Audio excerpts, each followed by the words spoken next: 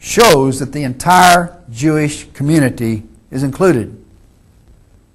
There's nothing in this book, there's nothing in this verse or others quoted in the 23rd issue of our publication that would lead one to believe only evil Jews were being referred to.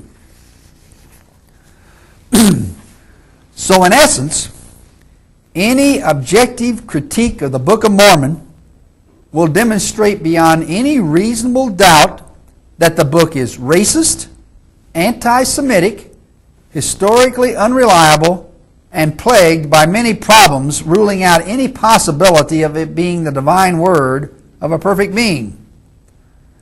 The Book of Mormon is nothing more than another volume in a long series of fraudulent writings propagated by people involved in a conspiracy to con the mass of humanity. Like the Bible, the sooner it's relegated to the realm of superstition, mythology, and folklore, the better.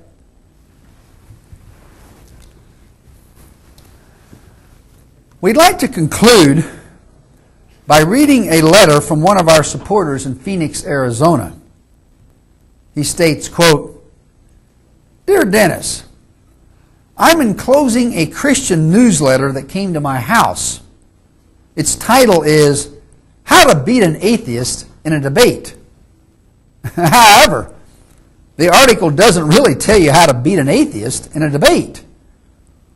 All it contains is character assassinations of atheists. I found its comments to be insulting and humorous at the same time. I told its distributor," and this is these are the comments he made to the man who gave him the pamphlet, "I take exception to your article about atheists. My mother and father were both atheists, and there were never more moral people. They were not moral because they were afraid of a punishing God. They were moral because it was in their heart to do so. As I've often said, you should do the right thing because it's the right thing to do, not because you expect some kind of reward or kickback or payoff someday." He continues, "They taught me not to lie, not to steal, to value truth, never to cheat, and to be ambitious. My father was a hard worker and a loyal friend. My mother was a saint and still is. I think the article was quite misleading when you consider that our prisons are full of professed Christians. Possibly you're not aware of the part that Christians played during the Crusades and the Inquisition, all quite pious and all very immoral. Insofar as morality is concerned, I'd pit my dear father against any of the biblical holy men. My father never murdered anyone, as did David and Moses. My dad was faithful to his one and only wife and didn't imitate the adultery and polygamy of David and Solomon. My dad didn't shack up with several women, as did the patriarch Jacob, nor did he murder innocent men, women, and children, as did Judah and Levi, nor did he sell his brother into slavery, as did the sons of Israel. No, my friend, it is not the atheist who is immoral. It is very much the religious fanatics. You mentioned the killing of 6 million Jews in your article. According to history, Hitler was a devout Catholic, and the people of Germany were very much Christian, not atheist.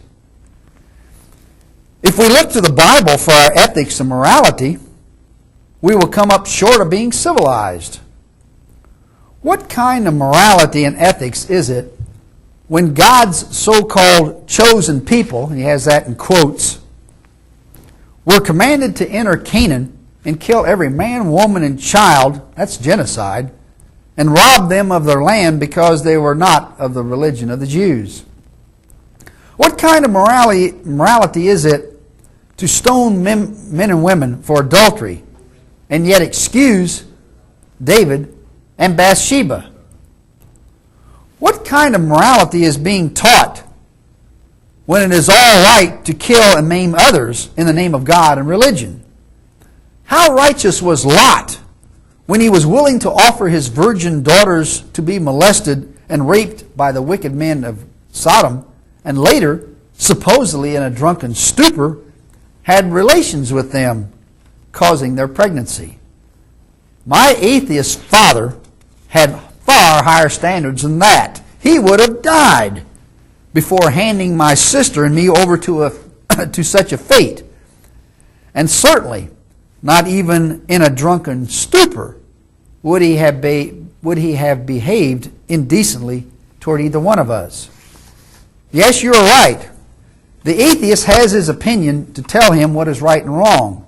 And I'll be truthful with you. Their morality far outshines the morality in Holy Writ. I can only think of a few scriptures that contain any morality at all, and they're in the New Testament. Jesus made some moral statements, but they're no more moral than statements made by leaders of other religions. Most religions teach that it's wrong to steal, to murder, to lie, and to cheat. However, among the moral statements of Jesus, there are the immoral ones, such as hating your father and mother, and encouraging people not to work, but to let God clothe and feed them, not to mention his false prophecies about his coming. Those to whom he spoke are dead and gone, and didn't see him return as promised. It is quite egotistical to elevate the Christian philosophy.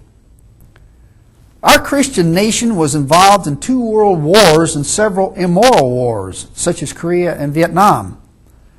Our Christian immorality was further evidenced by the dropping of the atomic bomb on innocent women and children in Japan. Christians were responsible for the slaughter of 6 million Jews. Our Christian nation is ravaged by AIDS. Hungry and homeless children are on the increase daily. The mentally ill are wandering our streets. Many of our veterans are homeless. Our TVs and movies are filled with filth and immorality. That's for sure. Our politicians, most of them Christians, are corrupt and greedy for power and wealth. And our religious leaders are full of hypocrisy and lust after women and money. Before writing another article, a condemning article, about a group of people whom you know almost nothing about, I would suggest that you first get your Christian house in order. That completes our presentation for today. And please join us later for the 93rd edition of Biblical Errancy Commentary, when we'll continue showing why the Bible is nothing more than the flawed composition of some fallible human beings. Thank you for listening.